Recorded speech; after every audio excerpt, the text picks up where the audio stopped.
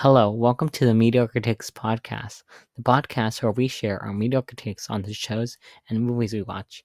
I'm Marco, and here with my co-host Mel. How are you doing, Mel? It's getting a little warm.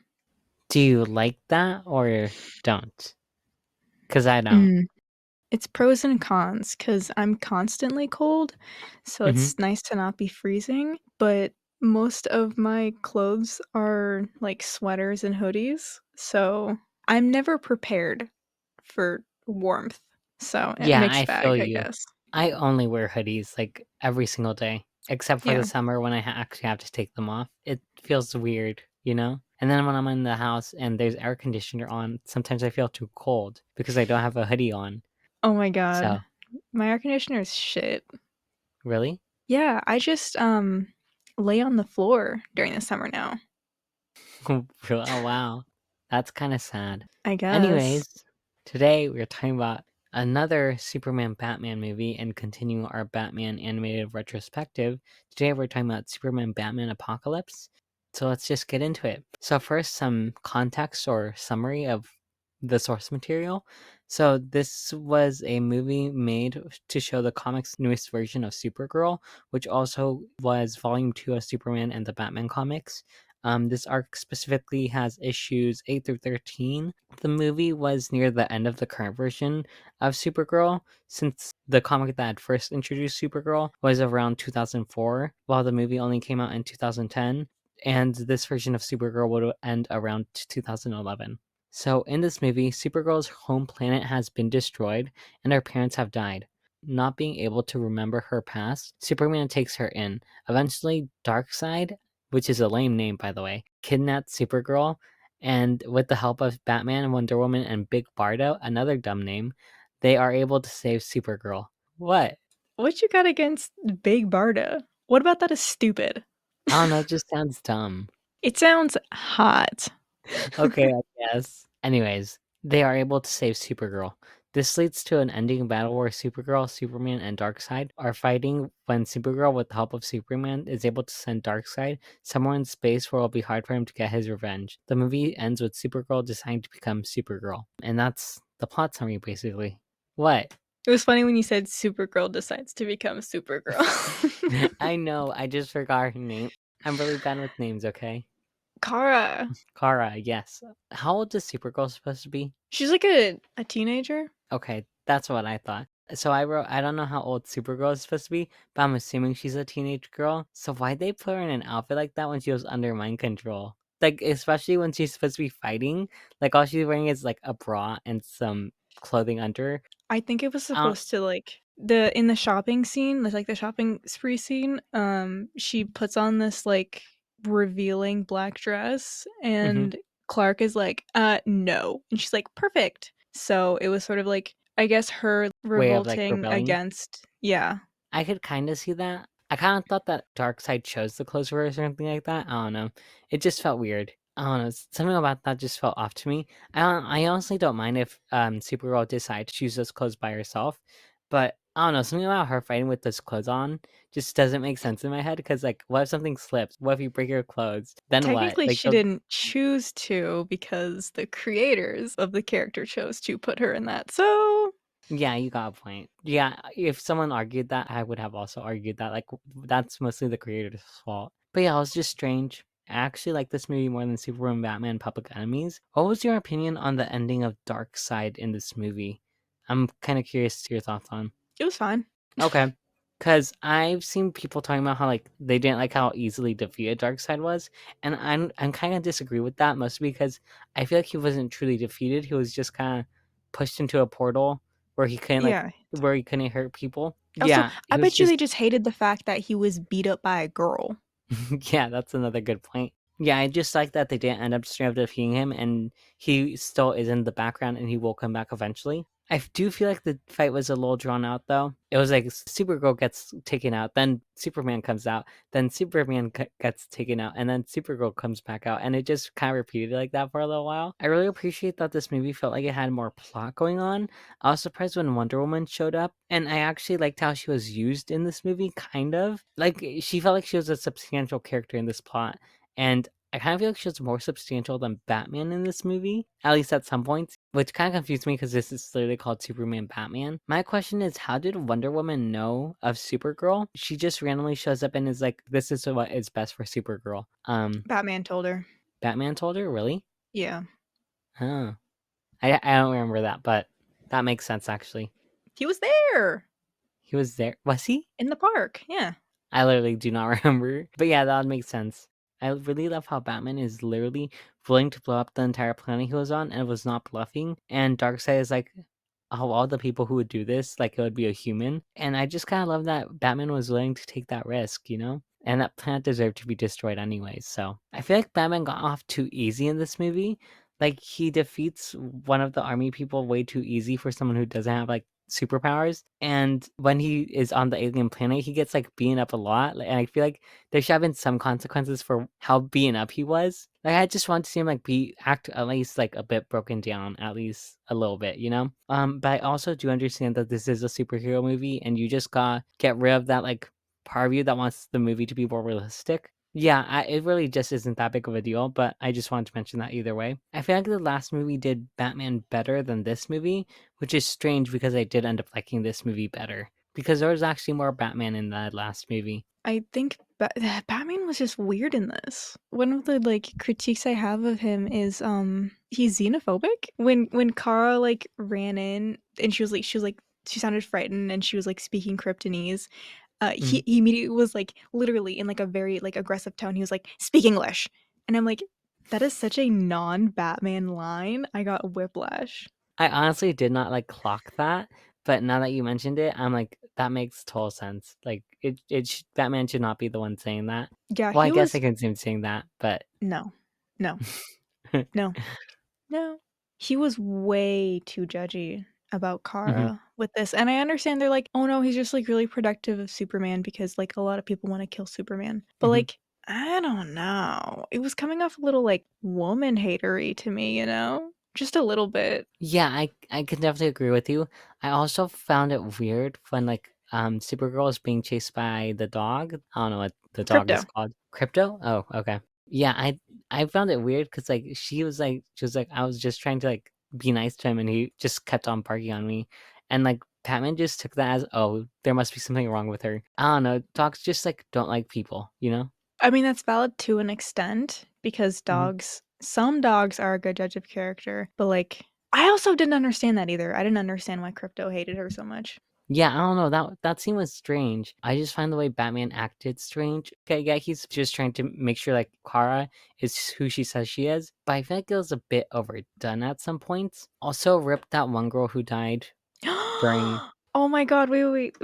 Out of all the Furies that could have been killed, I why did it have to be the big, strong, hot one that had to go? That felt hate crimey to me. I actually was just like, I was actually just being like, rip her because Kara was, like, feeling so close to her. Oh, you mean the blonde girl on the Yeah, island? yeah. Oh, no, I didn't care that she died. No, I care that the big mean lady died. I guess that makes sense now. For some reason, so many DC animated films have like this soft blur filter and it's ugly. I hate it. It reminds me of how live action shows would use sort of like a similar blur filter when like showing flashbacks. Also, how did you know in the beginning when Kara first meets like those three guys, why did the writers think that scene should have had a guy sort of implying that he was Why would she be naked? I don't know. I just I completely forgot about the fact that she was naked. I'm like, and when you mentioned that, I'm like, wait a minute, why is she naked? Shouldn't she have clothes on? Wait a minute. She's Cause naked, she, she's a minor, and those one of the guys literally was sort of implying that they were gonna, like, essay do it, her. yeah, yeah. Writers, what are you writers, like, thinking? That is such a weird scene. So here's my question: her parents literally were there when they sent her off. So why wasn't she wearing any clothes? Like they, what? I don't know. I don't know. What? Was she wearing clothes when she got out of her ship? I I don't can't think so. remember. What we do know is one of the first scenes in the movie, she gets out of the water. She's a teenager and she's naked.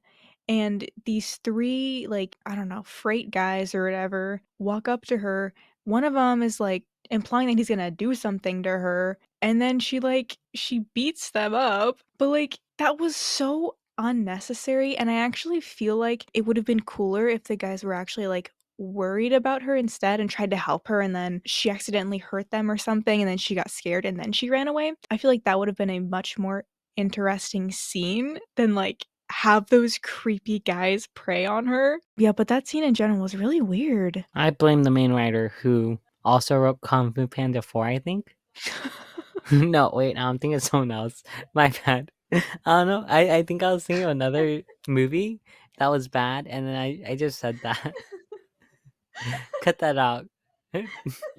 Cut the cameras. No, but I know that someone who worked on this show has worked on other bad things, but I forgot. That is a hilarious thing to think about though. Like, hey, you know how in this movie this teenager is kind of sexualized? Yeah, that guy wrote Kung Fu Panda 4. You know, now that you say it out loud, I wonder why my brain went there.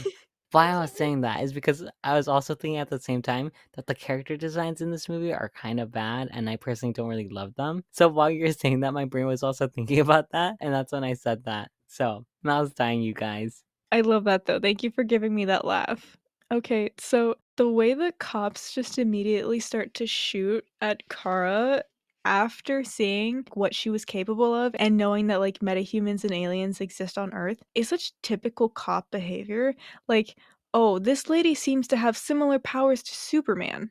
Let's shoot her. That'll work. Anyway, yeah, I do love how Batman looks. Peak Batman cowl is when he got them long pointy ears, and that's about the only thing I love about Batman in this film. Also, Jesus Christ, why do the women have 2000s fashion in this? Bootcut low waist jeans? My personal nightmare. Anyway, time for Mel's boob corner. Wonder Woman's breasts are literally circles. Every forward facing shot of her, you can tell the artist used a compass to draw them. And once again, I'm not mad about that. I just needed to point it out because it was weird enough for me that like it really drew my attention. I was like, why is it like a perfect circle? I literally had to look up Wonder Woman now because I just wanted to double check. Guys, he googled Wonder Woman boobs. No, I just googled Batman, Superman, Apocalypse, Wonder Woman. I just wanted to see what you were talking about because I'm like, how bad is it? But it's definitely just two circles. Yeah. I mean, that's what I'd expect from the person who made Kung Fu Panda 4. No, stop. That's not even true. Oh my god. I feel so dumb No, for I think we saying shouldn't that. spread misinformation. You know, you got a point. I did love the dead Kara fake out. I mean, oh, Lila. Lila was the name of the girl who died. I don't think she deserved it, but I did like it. So the overhead shot we get of the suburbs, it was so boring looking. Like it was the most ugly shot we got, and it sort of looked CGI the way it was so boring, I guess. It just looked ugly. Living in the suburbs is ugly, honestly. Well, yeah, but like I also noticed that the background characters were there were a lot of black people there. And I just feel like where's the culture, you know? Anyway, I think Big Barda and Wonder Woman should have kissed. So, the girls' night fight scene on Apocalypse, it was good. The motions looked fluid. It was nice. Why did they make the scene shaky? I mean, I understand why they were trying to replicate the motions of a real person holding a camera and recording the scene, but it was too shaky. It just sort of felt like it was like a fight on Jerry Springer at some points with how shaky the camera was. Also, did you know that the voice actor for Granny Goodness is also the voice actor for the old man in Up? Wait, really? Yeah. Wow. I was about to say, I honestly didn't like the shaky camera. I feel like if you're gonna have a shaky camera moment, it should be because of a shaky camera, not because you want to like add something to the fight scene. I don't know. I don't really like it personally. Yeah, so the fight between Supergirl and Darkseid was pretty sick as fuck. Mostly because seeing a teenager who doesn't have a full harness on their powers go toe to toe with the destroyer of planets, the destroyer of universes, was really girl boss. But you know what wasn't girl boss? Kara's supersuit. I forgot what it looked like. I thought it was fine for the most part. It wasn't much. Oh, okay, I see what you mean. Overall, I think this is an okay movie. It was fine. I liked it for what it was, but it probably won't stick to me the same way the other Superman Batman movie will. I don't know. I found them both like not that memorable. I did like Supergirl. Don't know what Batman was doing in this movie. Like he was not there, like mentally and physically not there in my eyes. He was just kind of peace out. Like in that scene where like they're fighting I forgot what they're called. The Amazons are fighting with Superman and Batman, and then the Batman just dips. Like that's how exactly I feel about Batman in this movie. Deadbeat dad type vibes. Yes, definitely. I do like the fights, however, like Mal mentioned.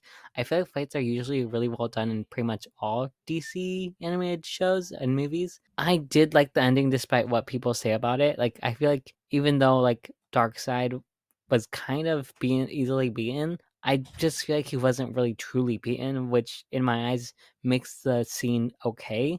And I actually kind of liked the way they ended the fight. I do think that last fight was overdone, just lengthwise, and I do like the fact that Kara decides to become Supergirl at the end, and yeah, it was just a fine movie. I genuinely don't have much to say about this film. Nothing excited me except the big muscly fury that died, and I guess Batman's cowl. I understand that this is an adaptation of a comic, but I sort of wish we kind of just got a solo film for just Kara. I did not like Batman in this. Yeah, that's it.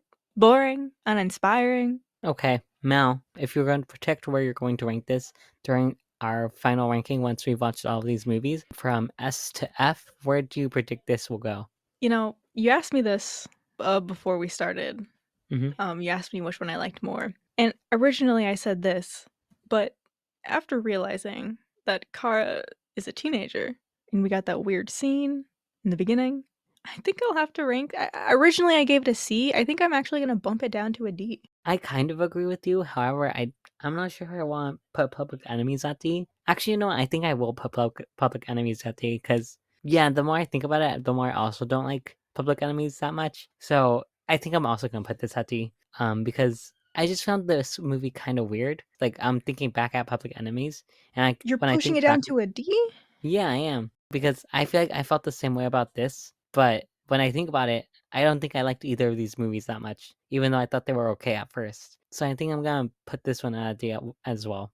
Dang, already changing your rankings? I like to hear this. Well, we're done with this mediocre film, so now it's time to finish up our mediocre podcast with the Mediocre Minute. What is that? You may be asking yourself. Well, this is a tiny little micro moment where me and Marco recommend books, comics, music, games, and more for you all to check out. My recommendation is the same one as Public Enemies.